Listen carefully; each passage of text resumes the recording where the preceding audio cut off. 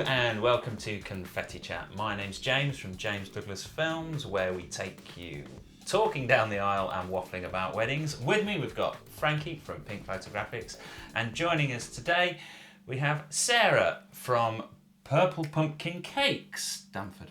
The Purple Pumpkin Cake Company. The Purple Pumpkin Cake Company. I didn't realise there was a the and a company. I paid for a reband. I've got to use it. Very good.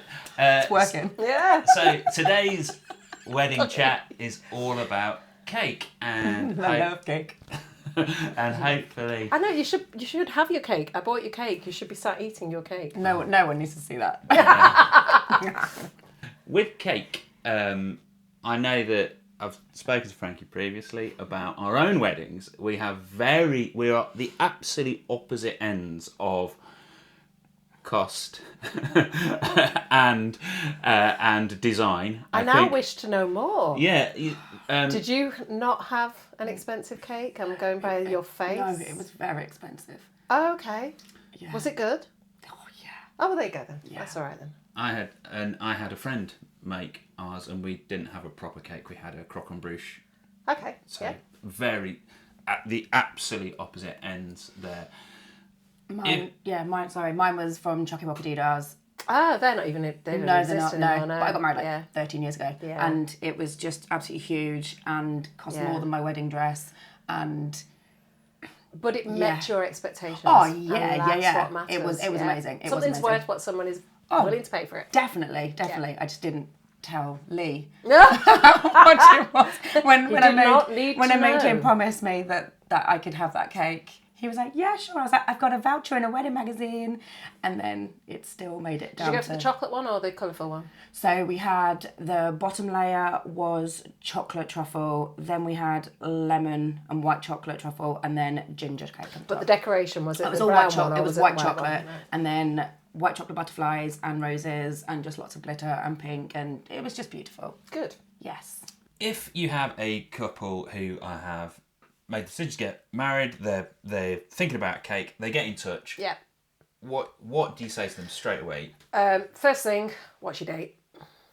Because most cake makers who work alone, so it's not like a big business, and they're control freaks, so they don't let anyone else in, like me.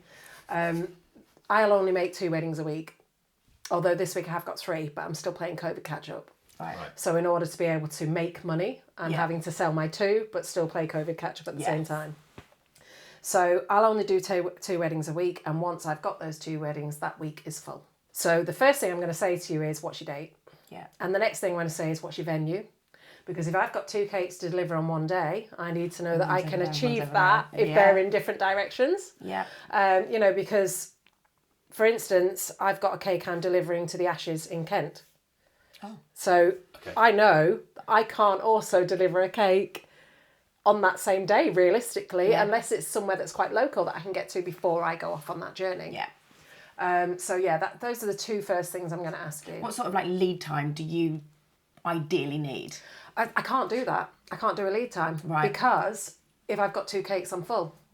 Now, if I said to you today, oh yeah, your date's completely free, but it might not be tomorrow. Right, yeah. Because once there's 2 in the diary, it's full. So I can't what I say to people is, if you've met me and decided you'd like to work with me, because I completely get I'm not everybody's person, and that's absolutely fine. A little about this one here. Yeah, exactly. Yeah. We're Very not aware. everybody's person. I'd like to say I'm a why we mushroom get because on. I'm a fungi. Hey. But I also, I get that I'm not to everybody's taste. So if you've met me and you've decided, you want to work with me, you like my work, you like my designs, I'm very clearly of a design, then book me. Because why wouldn't you? Yeah. And then that you're in the diary. I'm taking bookings for 2025 at the moment for just a small date deposit. Yeah. I'm not really discussing the ins and outs of the cake as such, because we'll do that later. But just to get your date, okay, that's done. Because if you can only physically do 2 a week, you've got to. You've got to think of it nowadays. People have at least 3 tiers, sometimes 4, sometimes 5. So if I've got 2 wedding cakes that are 4 tiers each, that's 8 tiers. And if they're all sponge, so some cake makers freeze their cakes before they decorate them, and that's absolutely fine. That's how they do it. I don't. Mine are all fresh, so that if you have got any left, you can freeze it. Yeah. But if I'm doing 8 tiers for a Saturday, I can't be baking them till Tuesday or Wednesday. And then I've only got Wednesday, Thursday, Friday to be decorating them and getting them out the door. Both of them. So I physically can't do more than 2 cakes. It's not that I'm being niche. It's that physically can't happen. Talk me through, what is the tradition here? Traditionally, everybody had fruitcake. But it wasn't done how we do it nowadays. So at the end of the wedding breakfast, you would have a toast. So you'd be served a glass of port or sherry or something like that. And you'd be served an inch piece of fruitcake. And that was given with the toast. Yeah. And that was it, done. Okay. But then it morphed into us cutting cakes in the evening. So still fruitcakes because that was what we knew. But nowadays, it's very rarely I'll get asked for a bottom tier of fruit because fruitcake serves a lot more people than sponge. Yeah. So if you've got a bottom tier of fruit, that fruitcake's probably going to serve more than the amount of people you've got at your wedding. So what we tend to do is we'll have the top tier as fruit, but a lot of people don't realise that you can do that. Yeah. They'll say we want a fruitcake and we know it has to be the bottom one, and I go, no, it doesn't. Do you think it's because of like the density? Yeah, of it, that because people of the just weight. think the weight. But this is where you need a professional to make and set up your wedding cake. Yes. Because a cake, any sort of tiered cake, has to have construction hidden within it. Yeah. And if you don't do that properly, it's going to collapse, even if it's a sponge cake. Yeah. But if it's done properly, it will take the weight of the fruitcake on the top. Yeah. So what's the tradition of Keeping it. the top tier for the christening? Yeah, Is that yeah. right? Yeah, So yeah. originally the top tier would be frozen, and then it would either, if the couple weren't having children, they would bring it out for their first wedding anniversary. But if the couple were intending on having children, it would be saved for the child's christening.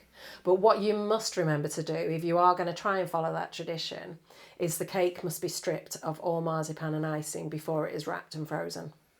It's going to be minging, isn't it? Yeah, absolutely disgusting. And one thing that's also worth mentioning, because this has happened quite a lot recently with people, and I get that people are trying to budget, but people will come to me and say, oh, we've had this frozen and could you decorate it? No. Grandma wants to make the second tier, can you decorate it? No. And it's not because I'm being awkward, it's because my public liability insurance will not cover me to do that. Of course, there's a risk involved there. Because I don't know how that cake's been treated. I don't know where that cake's been made. And at the end of the day, that'll then have your name to it. Yes. And it's not And worth likewise, I get inquiries where people say, can you make just a plain cake and then we're going to add X, Y, Z to it? No. Because again, I'm not insured if you do that. What's your favourite one to do? What if you were left alone and somebody said, I'm going to leave it up to you entirely. What would you do? No budget. That would depend on the wedding though, wouldn't like, it? No budget, no theme in mind. You can just make a cake. No, I can't answer that because it's got to depend on what they're into. Okay, what would you make me? Oh, like just, yeah. Did you see it? I saw that face. Yeah. Oh, it'd just be everything, I don't know wouldn't how it? to react to that. It would be an upside down chandelier cake for a start, dripping in glitter, every colour, rainbows. Throw a couple of flamingos. Oh man, yeah. Literally like somebody had puked confetti all over this cake. Yes, please. Like a cannon, one of those, those confetti cannons. Yes. 10 of them. Like inside my brain all the time. at your cake. Yeah. Boom. Yeah, that would be it. But what about Doug? What would you do for Doug? Ooh, I think it'd probably be one of my wooden cakes. I do like the wooden Yeah, cases, because Maybe with some Scrabble words along the side. oh my god, yes. Oh yes, totally. I am more interesting than that. Yeah, yeah. I'm so sorry. They'd be like, confetti cannons. Yeah. No. Scrabble and word. Yeah. Well, in summary then, if you are looking for a cake for your wedding, and if you're getting married, chances are you probably are,